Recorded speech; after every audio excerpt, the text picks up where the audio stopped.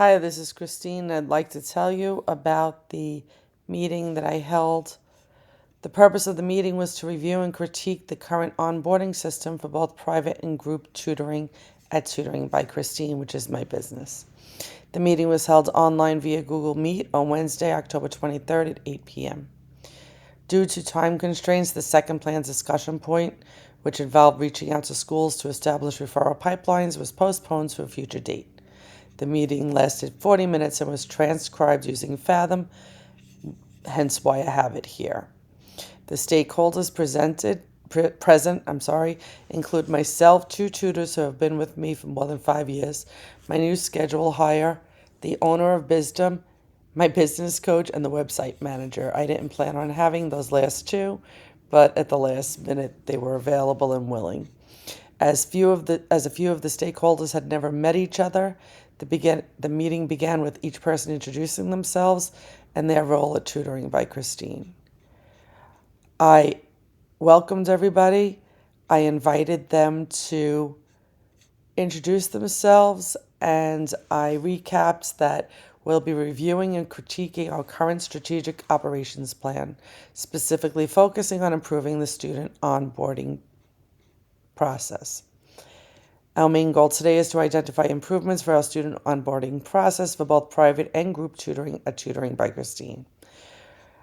I introduced by looking at the agenda. First, we're going to review our current student onboarding process, discuss feedback from each of you for areas for improvement, brainstorm ways to establish referral relationship with local schools. I said that, but we didn't actually do it. As I said, there was a time constraint. And then open question and answer sessions and next steps. First, we went over what we currently do. And what we currently do is first a parent or guardian contacts us via phone, email, text, asking for information. Parents have two pathways for their students. The student can join private tutoring sessions or group classes. The private tutoring sessions, if a parent commits to that, or when a parent commits to that, they are sent a JOT form to fill out. This collects personal information, student availability, and a financial agreement. Once the form is submitted, the student is set up in our scheduling platform. Credit card information is recorded for automatic billing. A tutor is assigned and a schedule is created based on the student's availability. Group class registrations are done via our website by paying a deposit and filling out a registration form. Christine or admin reviews the registrations and enters the student's details into a class-specific Google Sheet. The student is then enrolled in the appropriate testing platform. For high school test preps, we use Canvas. Infrastructure for SAT, we use the Tutoring by Christine SAT platform. The remaining balance for the class is collected on the first day of class. Based on initial feedback, we know that some things are working well. Feedback was collected in the form of Google Forms so that we could have talking points quickly to start this meeting because we knew that we were under time constraints. We only had about 20 minutes to do this. But there are challenges that we still need to address. For example, the onboarding time seems to be taking longer than expected, and there are inconsistencies in how information is communicated to parents. Sometimes student registrations are overlooked and do not get entered on the Google Sheet because they are mixed in with other emails or not seen on the back end of the website, which leads to issues with enrollment. Sorry, I see a typo here. Additionally, payments for the remaining classes are not always collected in a timely manner. Gathering feedback. Okay, so I asked everybody what challenges they noticed with the current onboarding process and what do they think we can improve. So two of the tutors spoke up first. They said that the onboarding process for group classes feels rushed and students don't always seem prepared for the first day. I completely agree with this. I think part of it comes from the fact that their information isn't getting entered into the Google Sheet in time, and that there's a delay in knowing who's enrolled and set up for any pre-class communications. It also means that parents don't get timely reminders about what's needed for the first session. The suggestion was we could automate the checklist once the student is registered, so they have everything they need from day one. So automate an email that goes out to the parents before the classes, and that's a great idea. The other tutor said that she noticed inconsistencies in communication with the parents. Sometimes I hear from them that they didn't get clear information about class start dates, and they weren't aware of billing deadlines until the last minute. Again, I completely agree.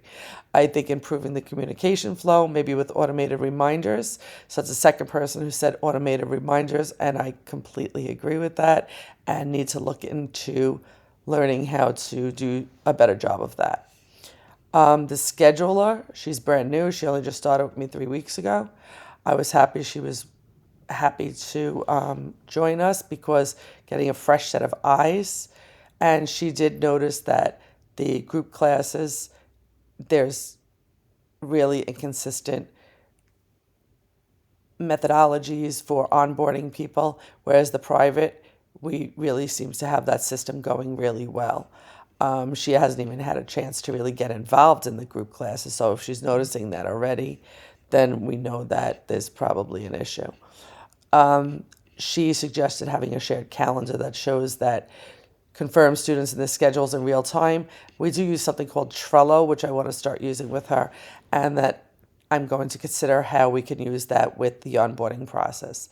To speed up this presentation a little bit, the owner of Bisdom, who is my scheduling platform, said that we can automate things so that they're automatically triggered, especially the balances for the payments.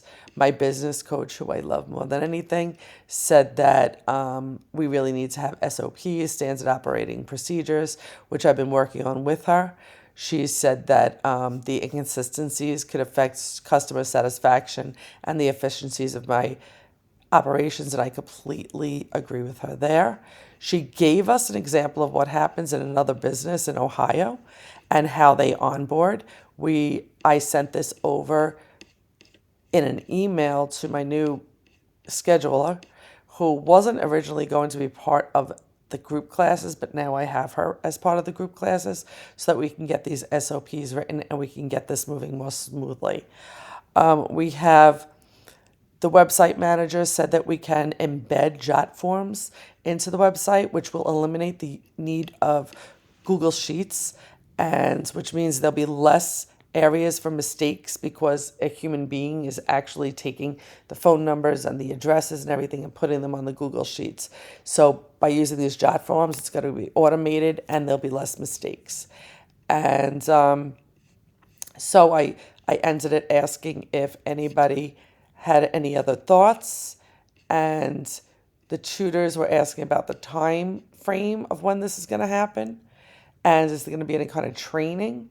And that's another thing that I have to be more intentional about, is making sure people are trained properly, or even if they're not doing the actual work, that they're able to answer questions from parents about onboarding processes.